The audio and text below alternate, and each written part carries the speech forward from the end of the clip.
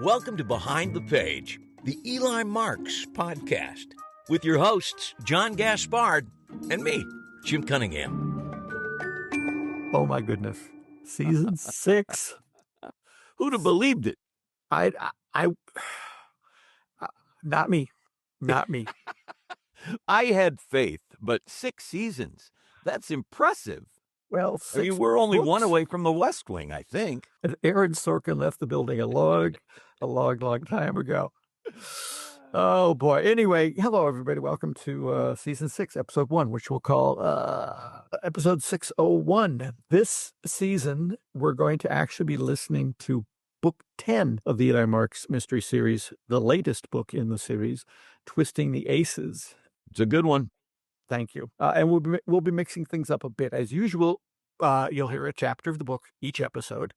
Now, we already heard the prologue in the last episode of season 5. So if you missed that, then you got to just click back and catch that prologue so that you're up to speed as we ramp into Twisting the Aces.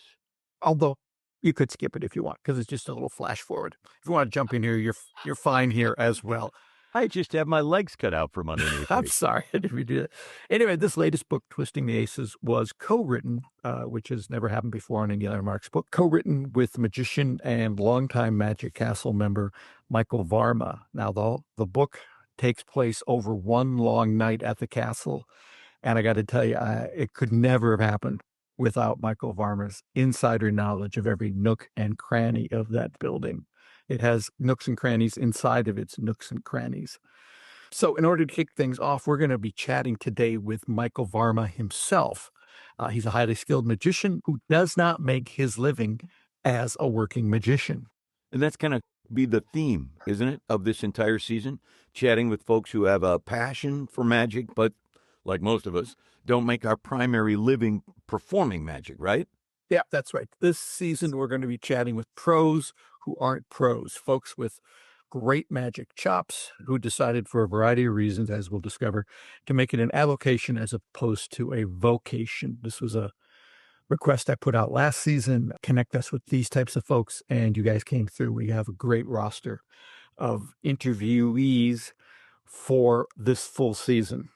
But that's really only half the story. Am I right? Yep, those will be our 12 interviews, but those Pro-Am interviews will just pop up on odd episodes like this one, 601. But in the even episodes, we've got Michael Varma. He's going to take us inside the Magic Castle and behind the curtain there. Michael's been conducting interviews with people connected to the Magic Castle, looking at people who oversee auditions at the Junior Society and at the day-to-day operation of the legendary Magic Mecca. Wow, that's going to be so cool for us.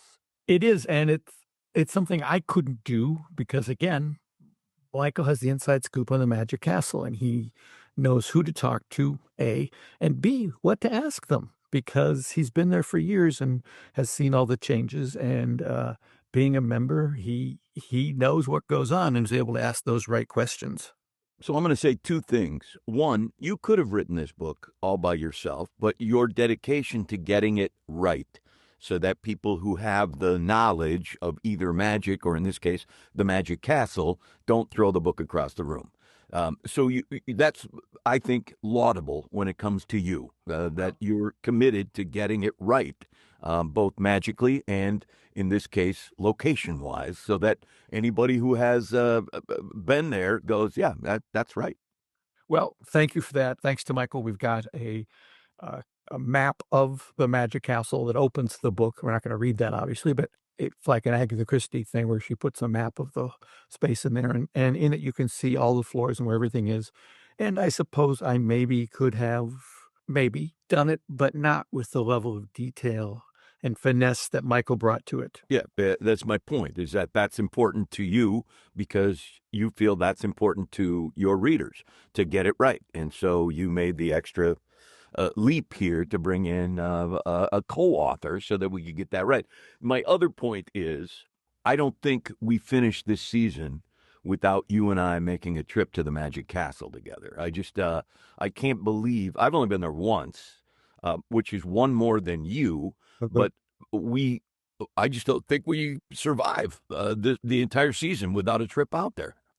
Well, that's certainly a legitimate point of view. Another point of view would be, well, I was able to get the whole book done without going. So, Your point, I'm not touche. against it. I'm not Yeah. against it. But I And just do. like Eli bringing his wife and Harry bringing his wife, we have wives. I'm just saying.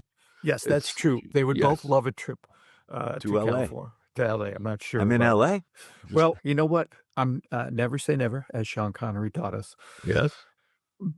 We'll see what happens over the next 24 episodes. But anyway, let's get started in this one. Before we listen to you reading chapter 1 of Twisting the Aces, and I must say, in this season, never has the reading of this book from the audiobook been as close to the episodes as they are now.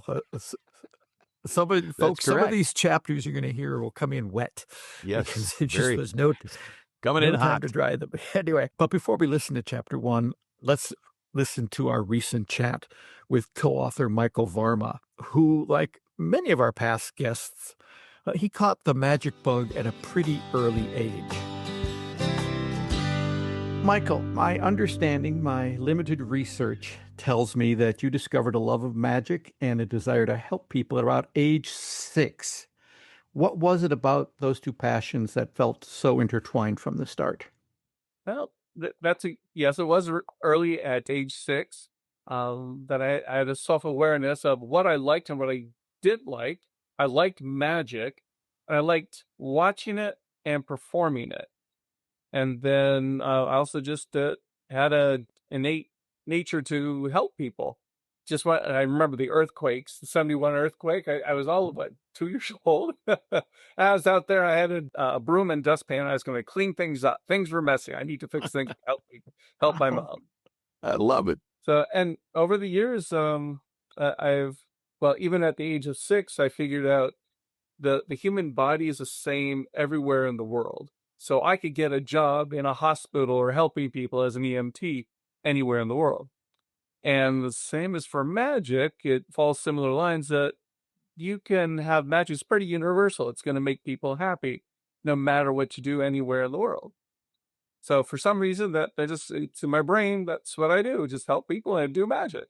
Mhm. So you trained as an EMT. I understand that, and you've worked in various hospital settings and roles. How has that medical experience influenced the way you think about problem solving and particularly problem solving within performance? Well, a lot of it comes down to audience management.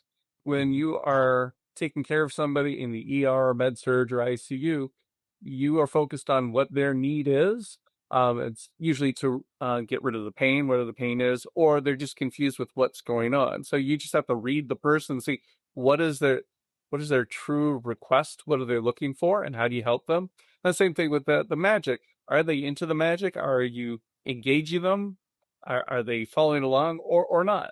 Because Mhm. many magicians will go up there and say, "Hey, look at me, look what I can do, and you can't do it, and I'm going to fool you." And that is one way, and that works very well. But I also like I'm more of the Eugene Berger school of thought of let me engage you, let me just sit down and let's have a conversation, and then we find or uncover or reveal the magic that's hiding in plain sight. Right. Right. I remember Eugene saying somewhere about when he did his restaurant work, and it might have been Michael Close who talked about this, saying Eugene insisted on sitting down Right. and being part of the group, whereas Michael Close said he wanted to stand so that if someone was a problem, he could just move away from them. Yeah. I did magic at the Good Earth restaurant for quite some time, and even Penn and Teller came in one evening, and I was going, "Hey, I get to perform for Penn and Teller," and they just had me sit down, and they showed me a bunch of impromptu magic with their food. I think their new book was "Play with Your Food," and they're just doing just amazing impromptu magic. I'm like, I'm supposed to be entertaining you, but I'll enjoy this. I'll sit back and Yeah, relax. absolutely. Uh, yeah, I'm fascinated by the whole deal here that you work as an EMT, you use magic, but you spent a year touring the world full time with your magic, then opted kind of for the stability, I guess, of a 9 to 5. What did that contrast teach you about balancing, let's say, adventure against security? Oh, yeah, that is a good question. As far and everybody has their own thing, what fits their rhythm. And I did magic full time for 2 years. First year was great. I'm traveling the world with a deck of cards. This is great. I want to go to Hawaii. So I call up one of the hotels and say, hey, can I do a magic show for you or for your guests? And I get an all paid, all expense paid trip out to Hawaii and then be a tourist and fly back home. The aspect of. I'm going to just interrupt here, Michael. Sure. The chutzpah Yeah, to absolutely. reach out to a hotel in Hawaii Yeah. to say, I'd like to perform magic for your guests, and have them say, by all means, we're going to fly you out here. We're going to take care of you. You had the good sense to do that, as opposed to saying, you know, I want to go to Provo, Utah. I'm going to see if there's a hotel there that'll do it. So I just applaud that you picked the right spot on the map to do that. Not that there's anything wrong with Provo, Utah. No, we have a wonderful listener in Provo, if he's still living, but I'm just saying Hawaii is Hawaii. Yeah. I actually did Utah, in Colorado. I just pick a spot and say, and those are my pre-married days. I was bachelor. Hey, let's go around, but what do I want to do? And some people just love the travel. So the first year I traveled everywhere. Then I realized I don't like being on the road 9 months out of the year. Some people love it and they dig it. For me, that was not my cup of tea. I did enjoy, I guess I'm a calculated risk taker. I like the idea of, the illusion of corporate America is going to give me a steady paycheck and benefits, and I'm set there. And then most of my shows were on weekends or evenings. So I could have my day job, and then the evening I just do my extracurricular activities. So also when I was doing full-time magic, I realized I just had to do 10 shows a month that would cover all my expenses, and everything above that was gravy. So I would look for different people and talk about chutzpah. I used to see people in the supermarket, and I go up to this lady and say, "Hey, you're having a birthday. Wouldn't you love to have a magician at your party?" And she's like, "Oh my God, how did you know that?" "Yes, I have a party, having a party Saturday night." And I'm like, all I'm doing is reading what's in her shopping cart. It's audience management. I'm looking, you're buying a cake mix, you have cookies, you have birthday candles, and I'm just guessing, surmising you're having a party.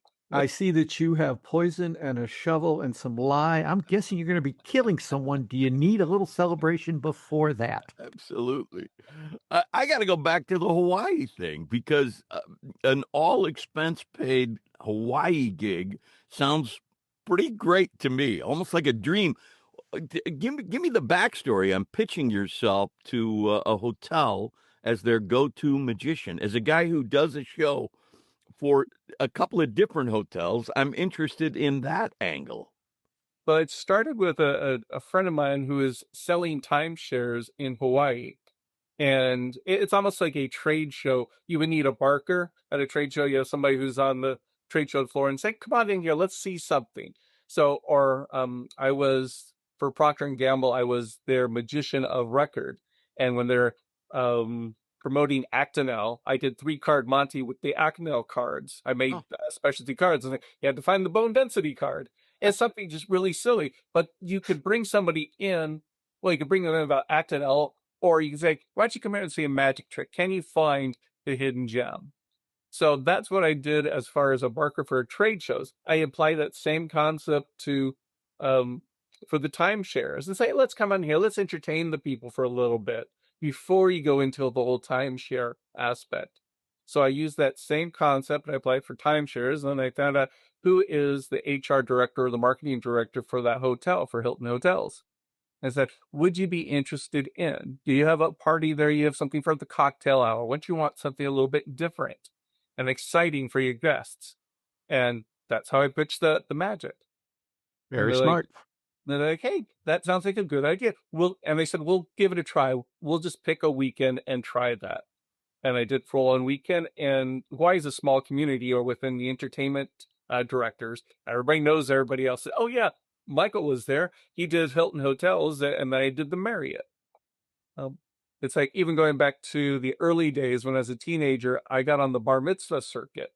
I did one bar mitzvah, and then I did everybody else's bar mitzvah, and I knew everybody who was coming up. And that's a crowd that turns over every year. That's true. And the challenge for that for me is I saw everybody every single time, or every month there was another person's birthday or bar mitzvah, and I had to learn new magic.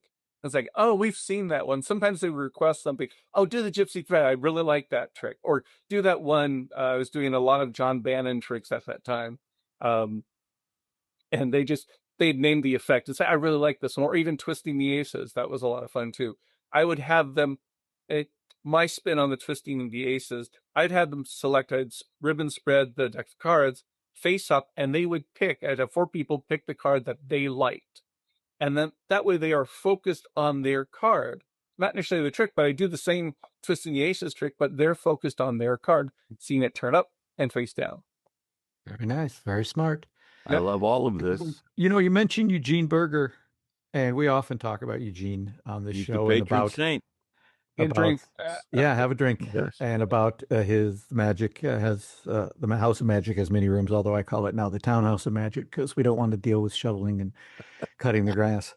I didn't know that. That's it news sounds to me. Michael, like you've made your way through a lot of the rooms in that house, from Yes. kid shows, stage act, I think mentalism, obviously close-up magic. With that house tour that you've done, how did that help you find what is now your own personal style? That's an excellent question. You know, a lot of it, some people know exactly what they want to do. I use Justin Bieber as an example. I'm not a fan of his music or his personality, but he knew at an early age, like Taylor Swift, he knew at an early age, I'm going to be a singer and that's what I'm going to do. I knew I was going to be a magician, but I did not know which house. And as far as what became my style, it's an amalgam of everything. I did kid shows for a while and I enjoyed it. Then I did a show with 12-year-old girls for a sleepover party, and that was not fun.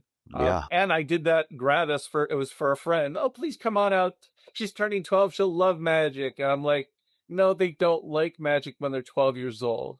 My rule of thumb, if it's 7 and down, get a clown, 8 to 15, something in between. But once they hit 17 or older, then they appreciate card magic. You do a card trick for a 12-year-old girl. Oh, that's fine. But, have you seen my nail polish? It's so much better. And so I learned what I did like and what I did not like. And most of my face has been like in 10-year increments. I did kid shows for 10 years. I did stage magic for about 10 years. I did close-up magic. That's been the constant. But then I've been picking specific things that I've really enjoyed. Because the more you enjoy the magic yourself, the more you're going to do it for everybody else.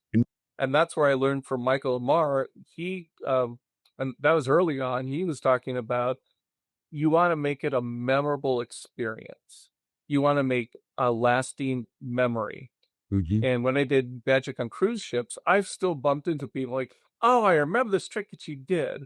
Right now, for the last 7 or 8 years, I've been doing dollar bill origami. I'll take a dollar bill, I'll fold it up into a recognizable character, or like a lucky leprechaun, which makes a secret appearance in the Twisting the Aces. Yep. And I have people that come back to me, or they see me, I haven't seen them for 5 or 6 years. And they pull out their wallet and say, here's my lucky leprechaun. It's brought me luck ever since.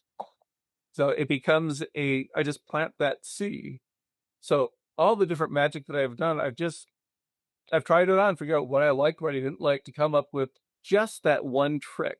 Sometimes you'll read a magic book, and I've gone through a lot of John Bannon's magic books. I like his magic. They're very clever in the way that they're done. And in the book, I might just grab one trick, but then I'll put that into my routine. And that's been a steady staple. So anything I can make it memorable, or I engage the audience more, where they're asking questions of me or I'm asking questions of them. And then the whole Eugene Berger concept of, let's have a conversation, that we make a magical connection. And then years later, I still see them. And then they remember my name, I remember their name, or what they have done, because we're talking, say, well, what do you do for a living? Oh, I'm an engineer. And like, woo woo. Like, no, not that type of engineer. I'm an electrical engineer or a water engineer. But then I get to know them better. So then I've created that little memory peg. Like Mr. Memory said, you have to find a way to engage your audience or remember them. And what makes them memorable is having some type of story or relationship with them. Right. It's I believe Maya Angelou who said people don't remember what you said or what you did, but they'll remember how you made them feel. Yeah. Absolutely. And Yeah. you've certainly found a way to do that. And that seems to be, if you're looking for your North Star, Michael, it seems to be that as you kept moving through the House of Magic, it was, what can I do with this thing that will connect me to people and make that connection? Yes. As you said, where I've landed is mostly impromptu magic. Most everybody, well, nowadays, people may not have any dollar bills on their purse because everything's electronic now or cryptocurrency. But they recognize the dollar bill, and I can take one out and fold it up right in front of them and give it to them, and that again becomes a lasting memory for them. I was going to ask about that because that's a really fascinating idea to me that you are taking something and with origami turning it into a keepsake for many people. What got you to? I mean, what made you think that? Hey, how about this idea? Because I haven't heard that one before. Let's see. Actually, it became a form of therapy. I had a um, heart attack at an early age, in my early 40s, and I did it just to keep my fingers as a fidget spinner, for all intents and purposes, something for me to do. And then I started doing some history and realized that there are some magicians that did do dollar bill origami. Robert Neal was one that did it. I've taken a couple of his models and modified them. In fact, I was working on this one the other day, and I know we're on Zoom here. You guys can see it, but your listeners can't see it. This is a little snowman made out of a dollar Oh bill. yeah, look at that. Very nice. Very, very nice. One of my magic routines, I'm wrapping this one up. It's my $3 routine. So I can do a magic show with $3 and keep people entertained for about 30 minutes. Wow. I like it.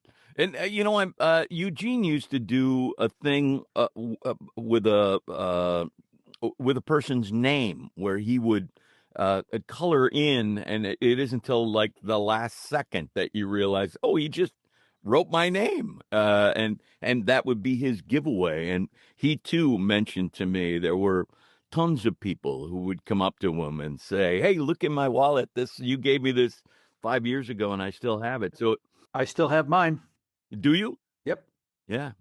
So very cool. Very, very cool. And is there obviously there are books about origami, but is there a like origami for magicians book?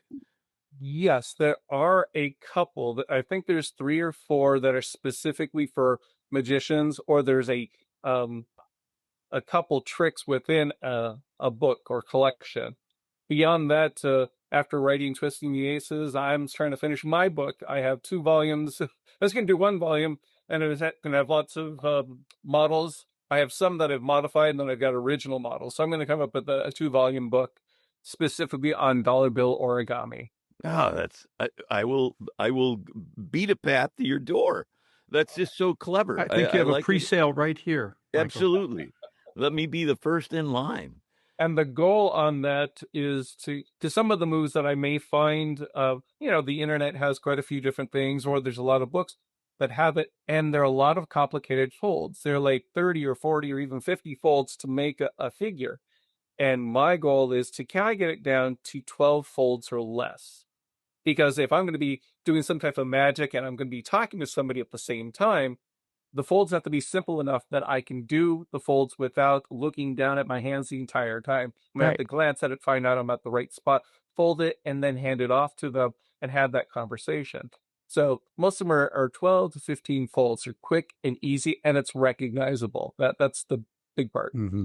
And Yeah, they are. I have the one that you snowman sent was me. great. I still have one sitting on my desk. See? Yeah, I'm trying to remember. I give you, was that Baby Yoda? It was Baby Yoda. Yep, I just finished a Baby Yoda routine. That one's quite fun. Quite fun. That's fantastic. It is all You great. talk about doing a book on the dollar bill origami. When we first started talking, I did a little research on you then and saw that you were a pretty well published author at that point with cartoon books and your mental block book. brain-teasing puzzle kinds of things. And in working with you, I found that you do have that balance of between a mental challenge and keeping things light. Do you have any idea how you came to go down that path? Yes, I was still trying to find my niche of what I wanted to do. I was not a magician full time. I was not in the medical industry full time. I did the EMT and the paramedic thing for a bit, and it's like, yeah, this is good, but it's very stressful. Um, I've ended up finding a niche. Like, it's been 30, almost 40 years that I've been a corporate trainer or on the lecture circuit, the National Speakers Association, finding a specific topic that I'll talk on and engaging the audience. And how do you keep their attention? How do you keep them riveted? Or how do you deliver your message? Most of the time, it's trying to figure out, how do I boil down all this content that I want to give? Some people want to just do a brain dump. Let me tell you all these things, and they just spew all this information. It's like, no, you need to roll it back and just if you had to get down to one thing, you could tell them one thing and they walk away with it, what would that be? And if you can make it that simple and easy for them to remember and recall, that becomes their North Star, or they can find that North Star in whatever project they're working on. So I have taught workshops for years. I've enjoyed that. And again, it's helping people find whatever that message is. I did public relations for a while, did that for Toastmasters and International for about 10 years. And it was, how do you get that promotion? How do you promote things quickly and easily? And John, you've seen some of that in some of the emails I forwarded to you to. Yep. I'll befriend some other authors, and they'll promote our book. And I'm just amazed with some of the things that they've come up with. They've just done a very nice, creative way of sharing some fun, exciting news with other people. Yeah, I can honestly say that having written 9 books without Michael and having done one with him, that he has done far better promotion on this book number 10 than I ever did on the first 9. Let's just talk about that collaboration for a second. You collaborated on Twisting the Aces, the new Eli Marks book. That's in itself fascinating to me, John, that you are collaborating with someone now. Michael, how did you blend sort of your puzzle-driven humor with John's mystery instincts so that we ended up with this great seamless story, the two of you? I don't know who wants to start, but I'd like both of you to comment on it. Well, I'll just set the stage a little bit because it's my podcast after all. And I have worked with other writing partners in the past. I did many, many screenplays with Michael Paul Levin over the years, and a couple television things that actually are produced, and that was really fun. And then Eli Marks has been a solo endeavor and had planned to be a solo endeavor. Michael reached out to me as a fan of the series and said, I have this book that I wrote about 10 years ago that takes place at the Magic Castle. And it isn't an Eli Marks book, but I think it could be an Eli Marks book. Do you want to look at it? And I looked at it and went, yeah, his mystery is perfect. Who the killer is and why is fantastic. I've said before, one of the most frequent requests I get from fans of Eli Marks is, why hasn't he gone to the Magic Castle? And the very simple reason was, I can't go to the Magic Castle with Eli because I've never been there, and I would get it so wrong. In the book we listened to last season, The Leaking Rings, I've been to the Magic Circle a dozen times. I've been backstage at the Magic Circle. So I was able to write about that with a certain level of confidence. I would not be able to do that with the Magic Castle. So I read through the story and went, yeah, this isn't Eli Marks. We'd have to change, I don't want to say everything, because the spine of the story is still there. Who the killer is, who the victim is, why, kind of the path through the evening. But it had to become Eli. It had to become Uncle Harry. We had to put in other characters from the series to make it feel like an Eli Marks thing. So Michael is an affable guy. He's not a crazy person. It became quite clear that this was not going to be a nightmare scenario by any means. So I wrote up a very simple contract, which he said, this is very reasonable. It's just 50% split forever and ever and ever. And working with Michael, we created a new outline for the book in which we broke it into all the different steps we needed. And then I did a mean thing, although it isn't really mean. But since I wanted the Magic Castle to be baked in, I said, Michael, you write each chapter first, and then I'll rewrite it. And by about halfway through, I found I was doing less and less rewriting because he really picked up the Eli Marks voice. And I don't know, 5 years from now, well, the way my memory's going, 6 months from now, I won't be able to tell you who wrote what, except for the details on the correct details on the Magic Castle. And he also had some magic tricks that I'd never heard of before that he was able to describe quite well. So from my point of view, that's what happened. Michael, what happened with you? Well, everything that you said, you did a very nice summary of it. I did write the book, dare I say, 20 years ago. I was looking at the process. I'm a fan of mystery novels, and I remember reading all these, and my wife writes mystery novels too. We love reading them, and I'm like, this can't be that hard. I could do this. I could write a novel, and found out, well, yeah, some parts were easy, some parts a little more difficult. You definitely have to have a lot of self motivation to get the job done. And I had some decent writing chops, not necessarily in the mystery novel world. I've done a lot of freelance articles, how to things, how to use a microphone, where to place the microphone, I had audience management.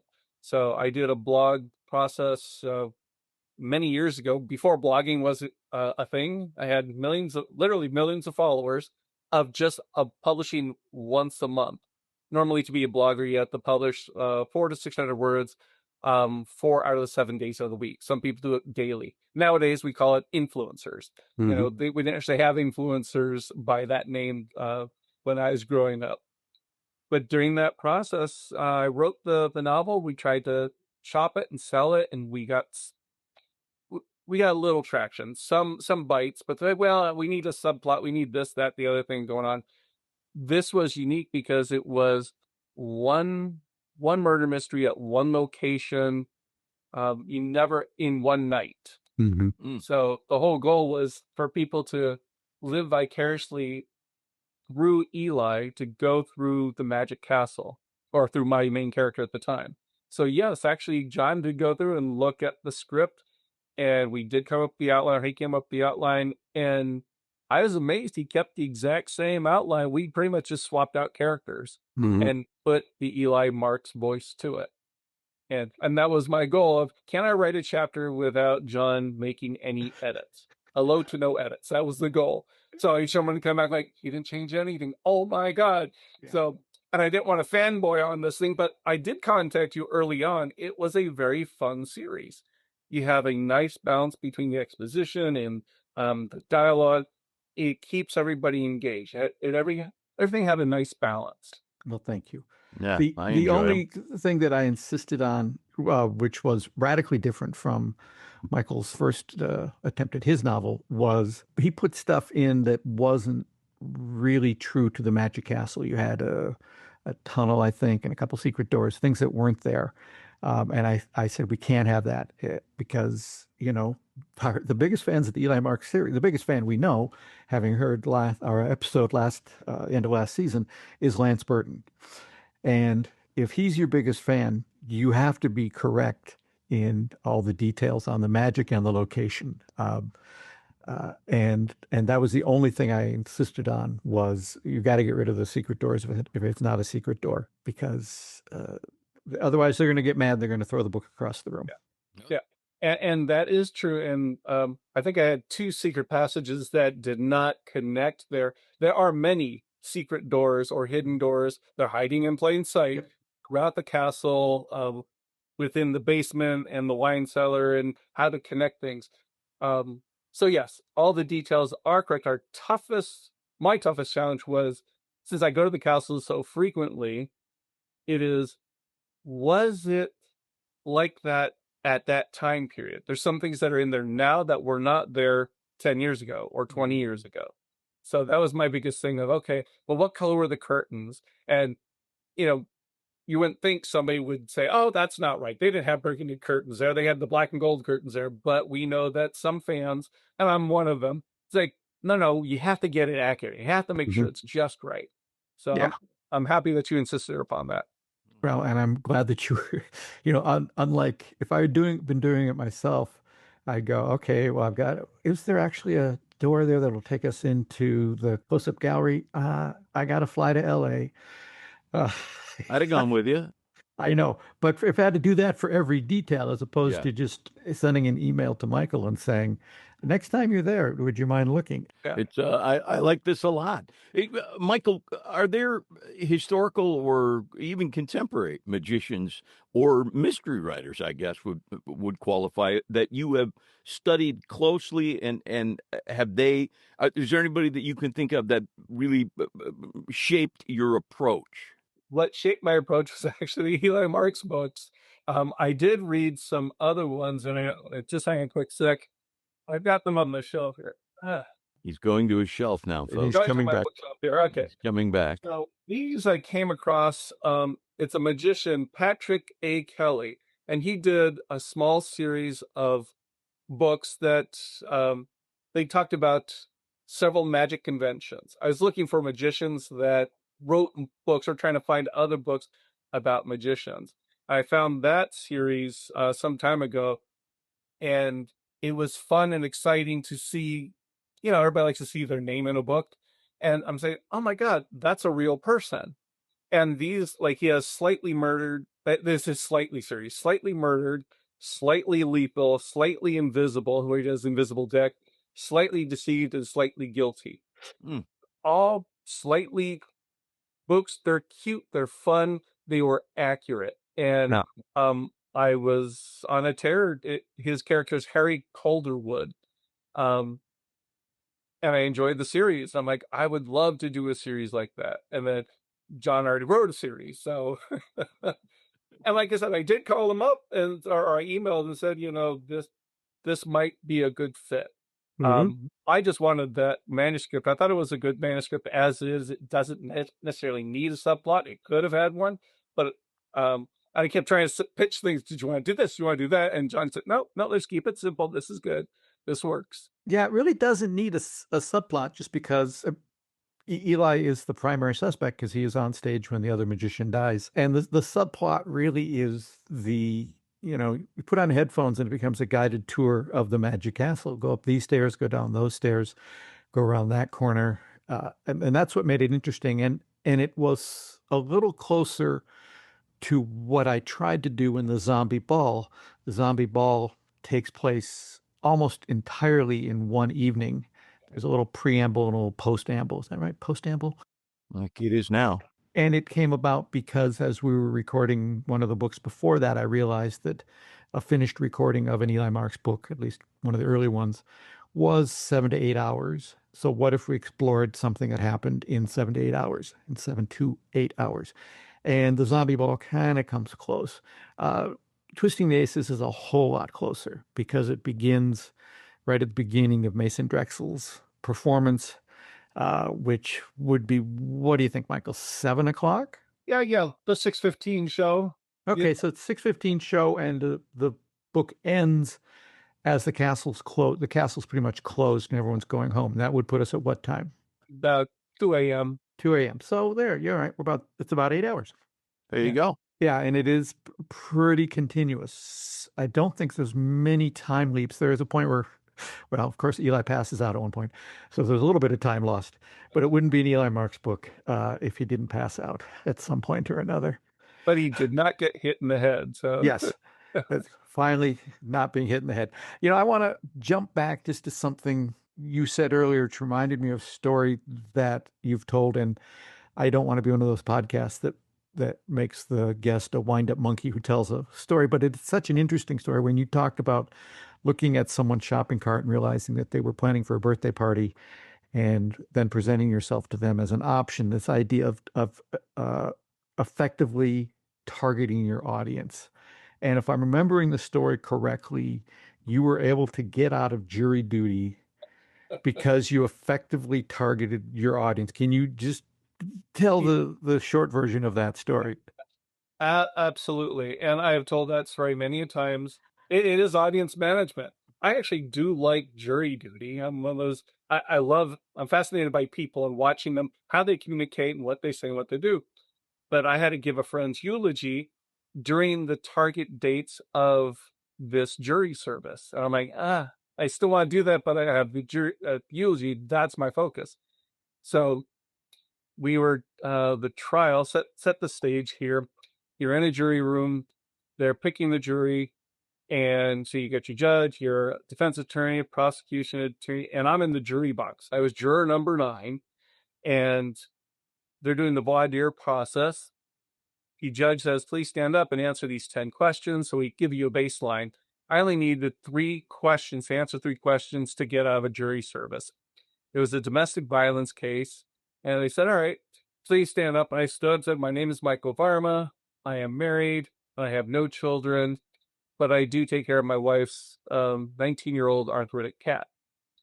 And I answer the rest of the questions, but those are the 3 things that I need to share with them to get my point across. And within minutes, I was excused. And so allow me to connect the dots for you. The case was a domestic violence case.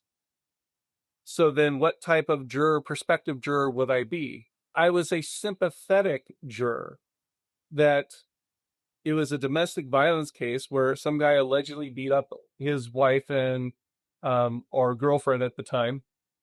So I would be sympathetic to the cause.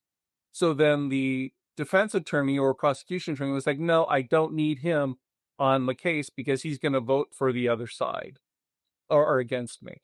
So I was excused because they prejudged me.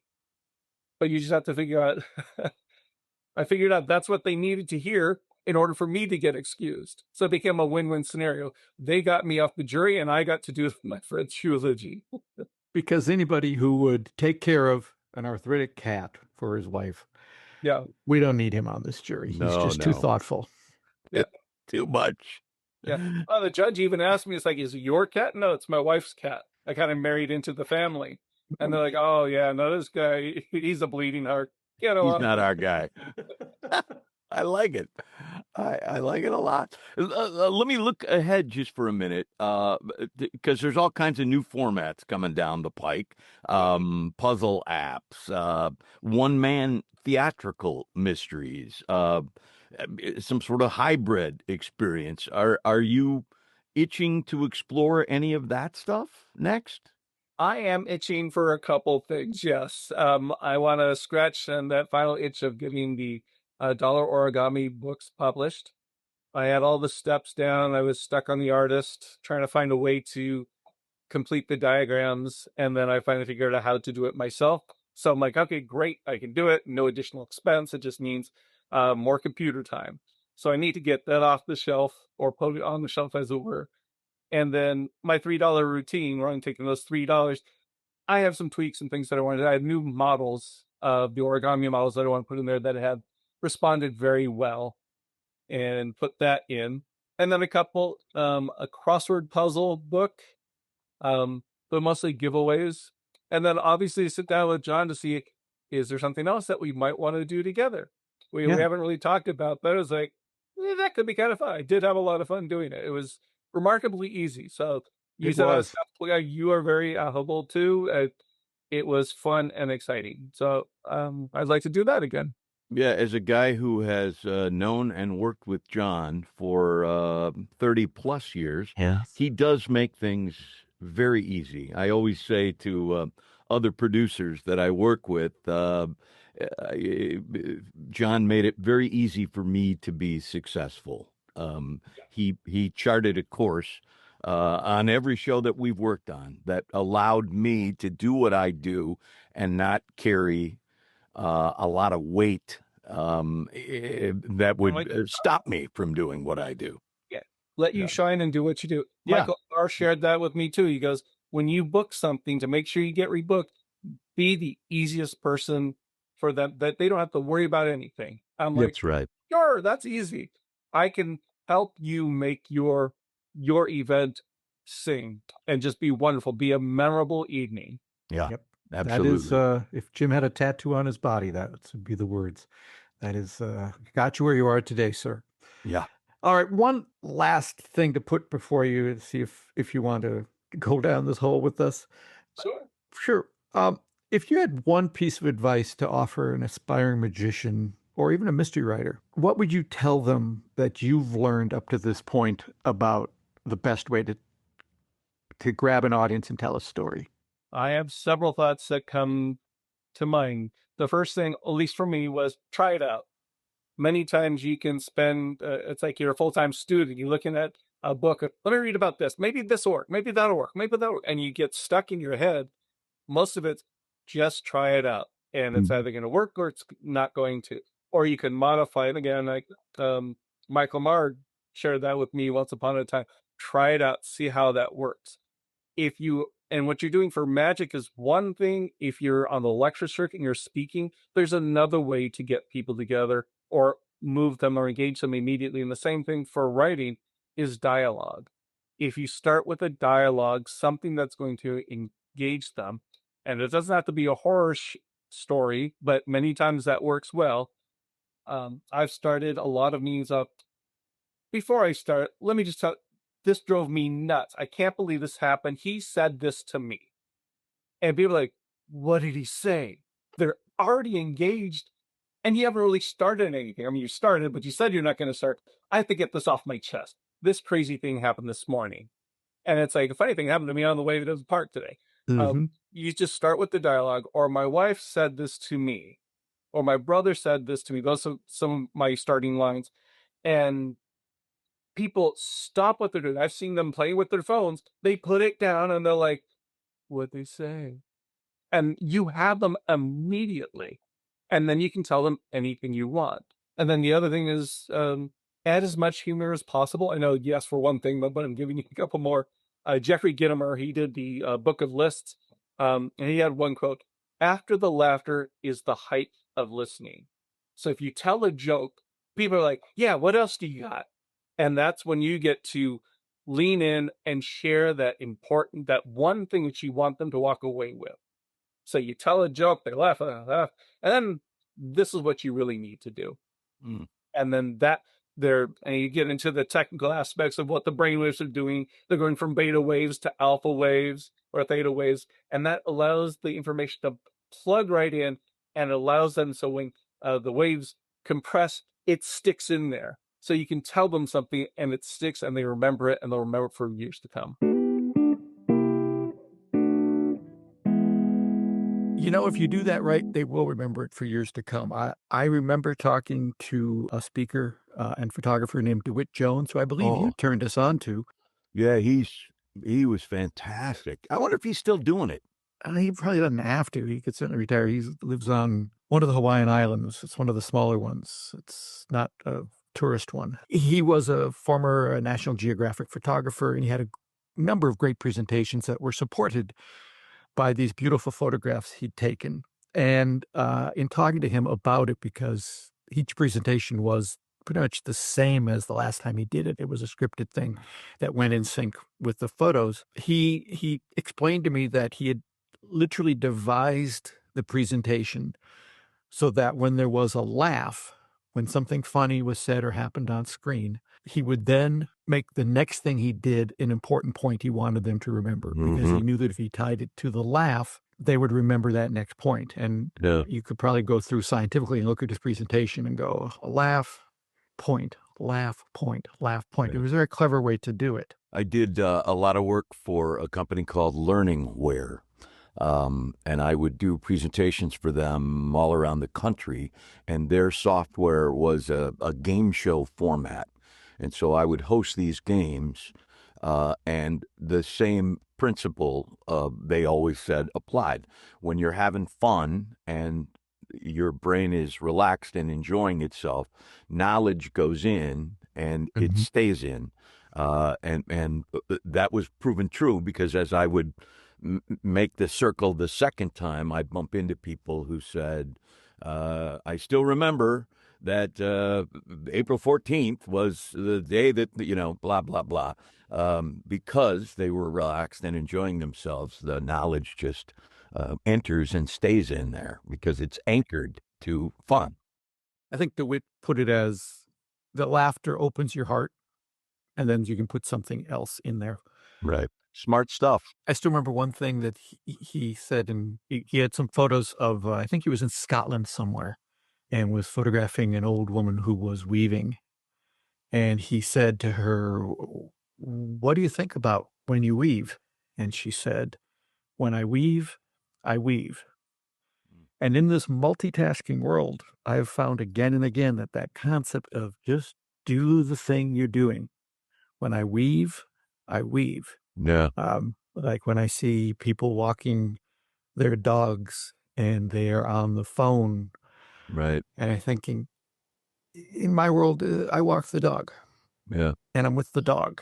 Yeah. That's, I often wonder if our brains have been rewired somehow, either through television or through our now ubiquitous phone in our left hand. What has done it? But I find even when I read a book for pleasure, when I finish a chapter, my inclination is to do something else for a minute and then come back to it. And I can only assume that was when I started watching Gilligan's Island at 6 years old.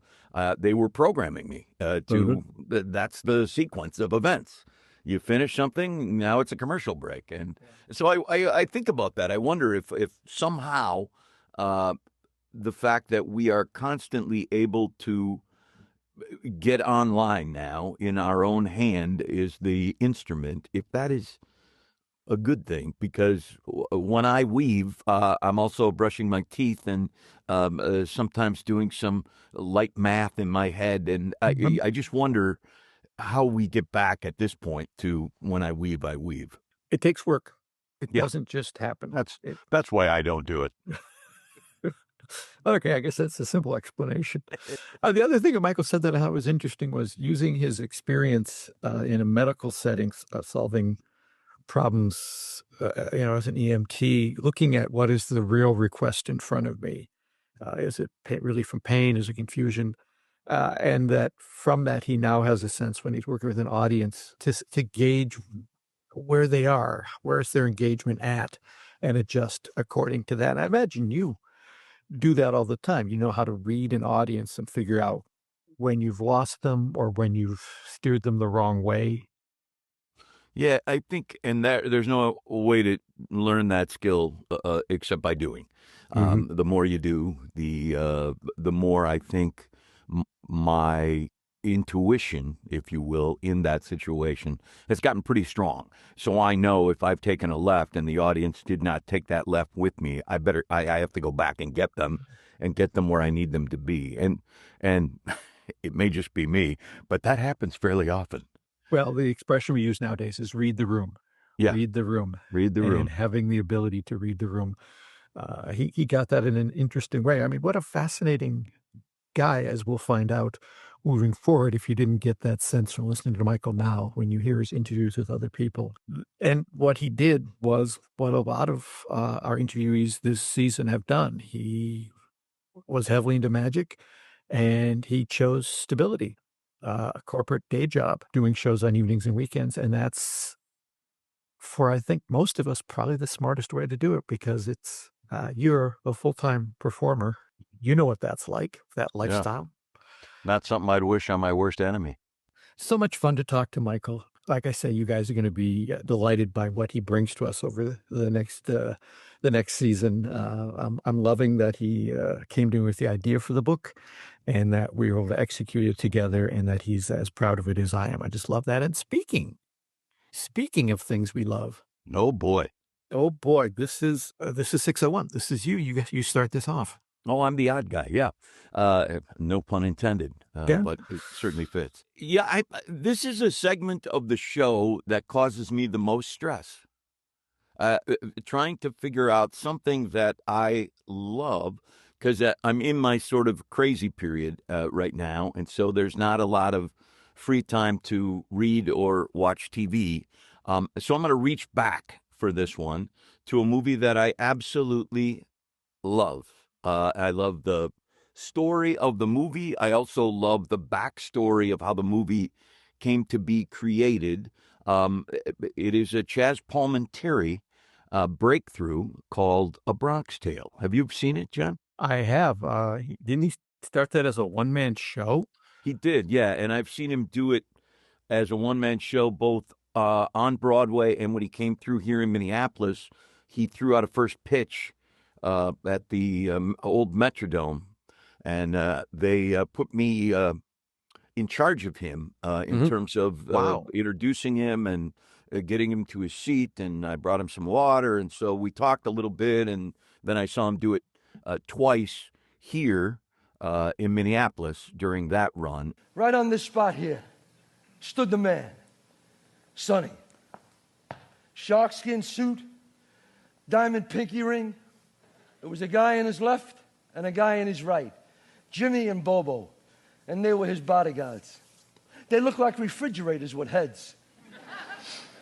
And Sonny wore these skinny, pointy black Italian shoes that I can never understand how he got his feet in them. You see, I think that's why Sonny was so tough, because if he could take pain like that, nobody could make him talk. And he would just stand there and tip his hat to all the old ladies walking by with their shopping. And they treated him like a god. And in that neighborhood, he was a god. And I would just sit on my stoop, just 10 feet away, 10 feet away, and I would watch him, all day and all night.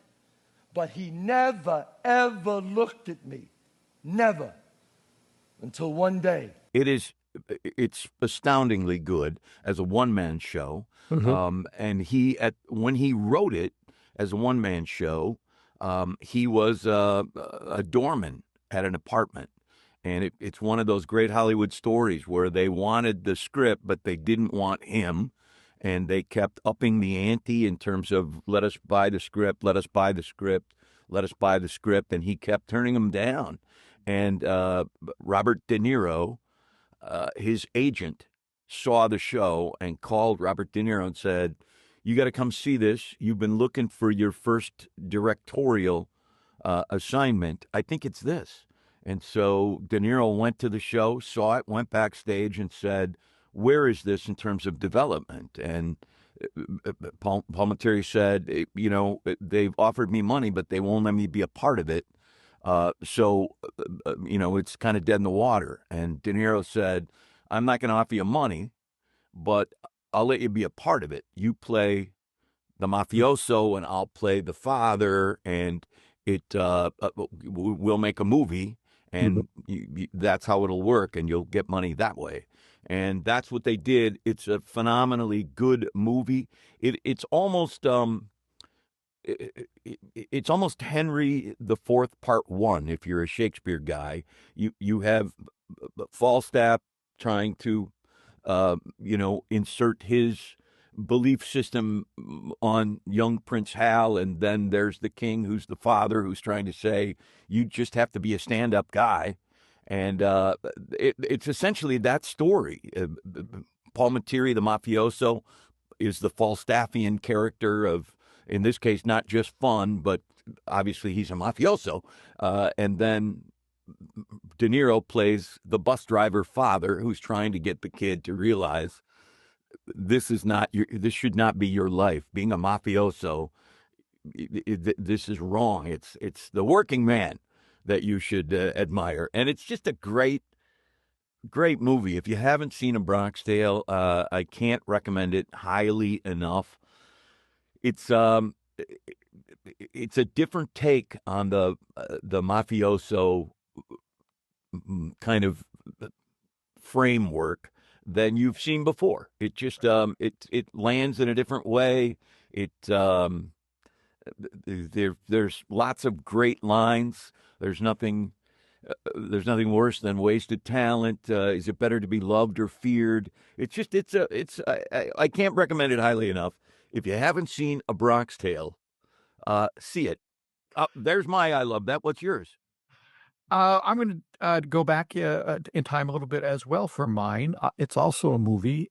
It came to mind because, and this may be, I love that at some point, we just finished watching the latest season of Slow Horses on Apple TV, which I know not everybody can see.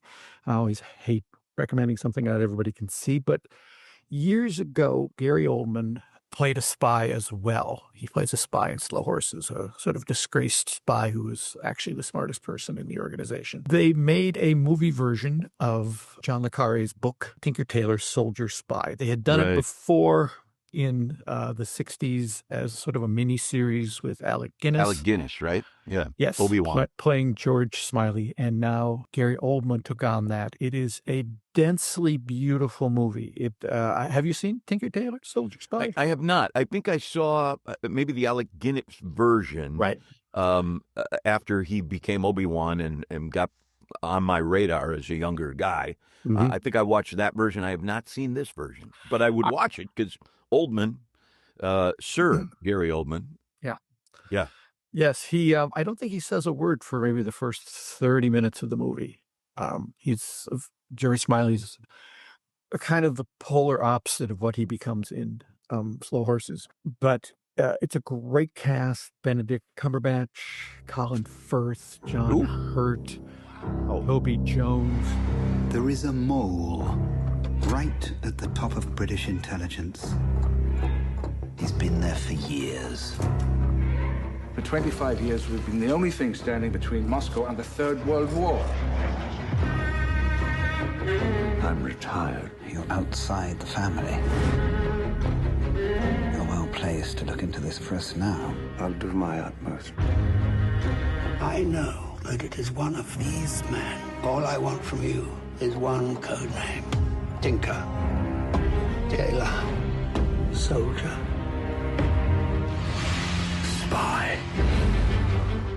And like I said, it's a dense movie. They don't hold your hand, and things happen very subtly. And it did take me a couple viewings, because I'm not really good at following plots sometimes. Oh, a couple shut up. viewings to really figure out what was happening, because there's a lot of flashbacks and to kind of fill in gaps, and you're not always aware that it's a flashback, and it takes a while. But Gary Oldman is terrific in it, as always. Everybody is terrific in it.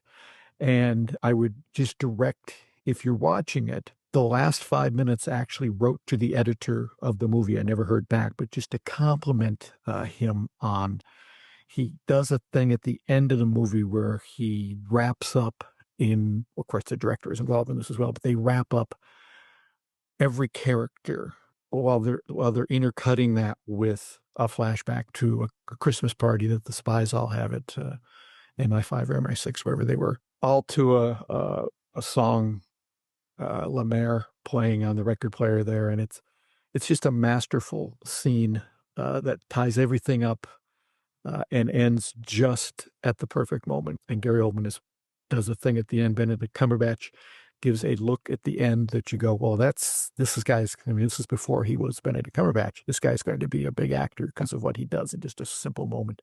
Anyway, it's a complicated spy thriller, but it is it's a movie, John? It's a movie. It's a 2-hour movie. It is, like I said, edited to the nth degree. It doesn't hold your hand. Beautifully designed. The production design on it is phenomenal. If you want to just play the orange game and watch in every shot where there's a little bit of orange, there's a little bit of orange everywhere in every scene. I highly recommend it.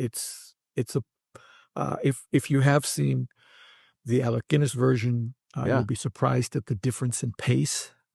You'd have to have a difference in pace if you're taking a miniseries and turning it into a 2-hour movie. Yeah, they just did an excellent job. So I highly recommend. And you can find it all over the place. It's not like Slow Horses, which is only one place. Tinker Tailor Soldier Spy can be found just about everywhere you see movies. But then you should watch Slow Horses because it's very good. Yes, but harder to get to. Much harder to get to. No. Anyway, so that's what I love. I think we ought to get down to business now. We have had a nice chat, you and I. Yes. We've taken care of our love that's. People who use the menu feature have skipped ahead of that and are now getting ready to listen enjoying the book. So let's get everybody there. Now, as I mentioned earlier, in the final official episode of season 5, I read the prologue to Twisting the Aces. Is there anything you want to say to the listeners before I launch into chapter 1? Well, as I said before, if you missed it, you're fine. It's sort of a flash forward into later in the story where Eli is clearly observing an interrogation. He gets the sense that the suspect is lying, and he starts feeling dizzy, and Harry realizes that he's obviously been poisoned. And as we hear that, Eli passes out and things go black. His last thought is, well, for once at least, he's collapsing without being hit on the head. And that takes us right into Chapter 1 of Twisting the Aces by yours truly and Mr. Michael Varma.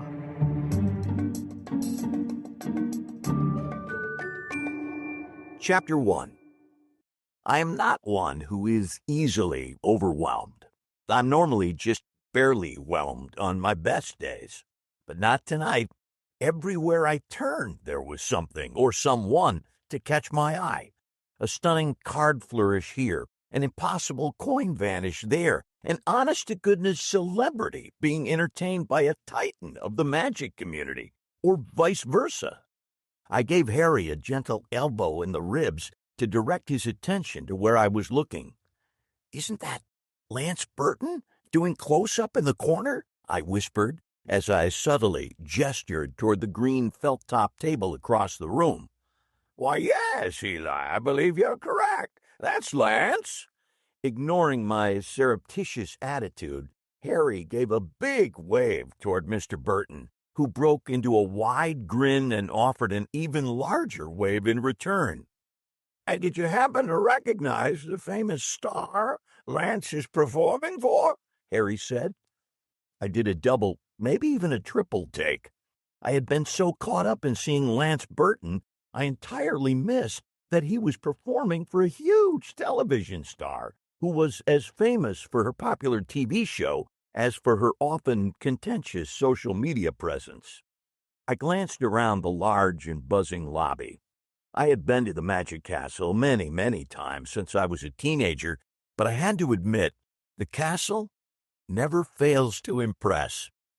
It's like a magic convention, except all the magicians are great, I chirped, my voice cracking like a kid going through puberty. My Uncle Harry grunted his assent. We were both standing patiently in line with a throng of other eager spectators behind red velvet ropes, which queued up to the double-door entrance to the Palace of Mystery. I glanced around and recognized that some people were staring at us in much the same open-mouthed manner I had employed when I spotted Lance Burton. It only took a second for me to recognize it was my Uncle Harry, and not me, who had caught their eye, or eyes. Uncle Harry is what I've come to call magic famous.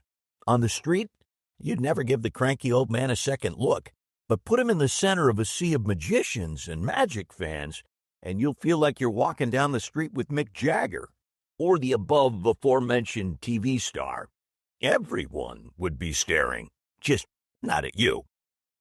"You've got a lot of fans here," I said quietly. Harry glanced around at the sea of faces looking in our direction and shrugged.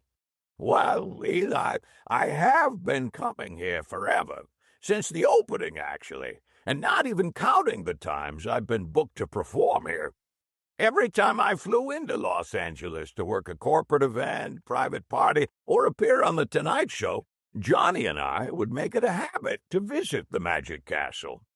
You know, famous people like to relax and be entertained, too." I nodded sagely in agreement while a flood of questions filled my brain. Did he mean Johnny Carson? Johnny Thompson? Johnny Ace Palmer? John Archer? John Calvert? Jonathan Pendragon? Uncle Harry knew them all. Another famous face walked by, but this time I did my best not to gawk. Instead, I tweaked my tie and pulled my starched white cuffs out from within my freshly pressed suit coat. While my attire might have made me stand out at any normal night spot, the Magic Castle's strict dress code ensured that everyone looked their best. All the men were poised and polished in ritzy suits and ties, and all the ladies were dressed to the nines in a stunning collection of cocktail dresses, evening gowns, and slinky black ensembles. "Every time I come here," I said, as I shifted from one foot to the other, "it feels the same, but different." "The castle is constantly evolving," Harry agreed. "When I first performed here, when it opened, there were only 3 main showrooms. Now there are 6 headliner showrooms and about a dozen more places to see magic around the castle. Who was it who said the only constant is change? The phrase is often attributed to the ancient Greek philosopher Heraclitus, Harry said, without even needing to think about it. I'll take your word for that.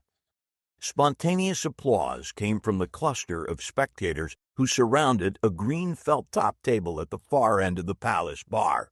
A magician was delighting the group with his own version of the tiny plunger trick that John Armstrong created and popularized. He added a topper to his routine, which resulted in an even louder ovation. "But we're not just here for the ambiance," Harry reminded, his voice carrying a hint of nostalgia. "We're here to see what's been billed as the final performance of Mason Drexel. Or so he claims." Well, I had heard about the legendary Mason Drexel since I'd first gotten interested in magic as a teenager. This was to be my first, and apparently my last time to ever see him perform. They'd promoted his week-long engagement at the castle as his farewell tour, which had inspired Harry's trip from Minneapolis to see the reclusive magician one last time. This schedule coincided nicely with a New Age products convention in Los Angeles, so my second wife, Megan, and Harry's second wife, Franny, had tagged along. While they walked the floor of the convention center, scoping out holistic products for Megan's store, Chi and Things, Harry and I had made a beeline to the castle for dinner and a show. Harry was a founding member, and I was his guest, which was the only way a non-member, such as myself, could gain entrance to the exclusive club. "I know you've known Mason for years," I said, "but did you ever perform with him?" "Only once," Harry said with a wry smile. "And let me tell you, once was enough. It was a humbling experience. If you're sharing the stage with Mason Drexel, you never have to worry that you'll repeat one of his illusions. They're all exceptional and different, and they're all his. The man's a genius." "But pretty much unknown outside the magic world, right?" True, Harry said. "But in our business, or in any creative endeavor, really, you have to decide what your goal is, fortune or fame. Some people, of course, want both, but Mason was never looking to be famous. He made his fortune by flying under the radar, creating illusions that seemed so familiar but were as unique as they were spectacular. He's a legend in our world, but ask anyone on the street, and they wouldn't have a clue who he is." I looked around the crowded lobby. "But he's well known enough to sell out this final show, at least," I said. "They tell me he sold out the whole week," Harry said, "which does not surprise me one iota." Before I could respond, a booming voice cut through the chatter in the room. "Ladies and gentlemen, welcome to the Palace of Mystery." I looked toward the door to the theater and recognized Ollie, the castle's night manager, a large, jovial man. He had greeted Harry warmly at dinner and had seemed genuinely delighted to meet me as well. Ollie surveyed the line of waiting patrons, appearing to savor the sudden quiet his announcement had created. He stood proud, tugged his tuxedo coat straight, and grinned at the group for a long, suspenseful moment. "The showroom is now ready for guests," he finally said, with a sweeping gesture toward the now opened double doors. "As a reminder, there's no photography and no smoking inside the Magic Castle, and no saving seats in any of our showrooms. The show will begin in about 15 minutes. And with that, the line began to slowly move as we snaked our way toward the entrance to the Palace of Mystery.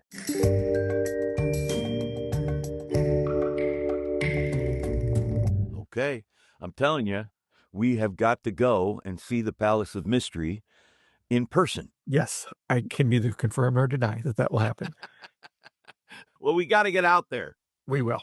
It was delightful the end of last season to talk to, I'll say it, our friend Lance Burton, and let him know that he appears in a quick cameo at the beginning of this chapter. I think he'll be delighted by that. And I think we discussed the idea of having a speaking part later on, or maybe bringing in Billy Toppett as a character at some point. Either way. Anyway, that was delightful to have Lance pop in there. And that was a Michael Varma thing. Michael Varma knows who's likely to be hanging around there and who isn't. That was his addition. So next time, we're going to listen to Chapter 2.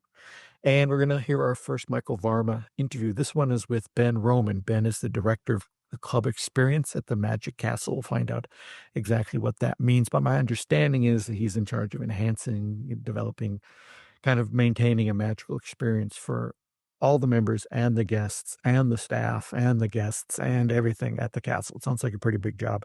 Yeah, I wouldn't want it, but I am absolutely delighted to get a chance to listen to Mr. Roman talk about that. And of course, you'll get Chapter 2 of Twisting the Aces. So don't miss it. I'd set your alarms right now. All right, you guys go ahead and do that, and we'll see you next time in episode 602. Be kind to each other.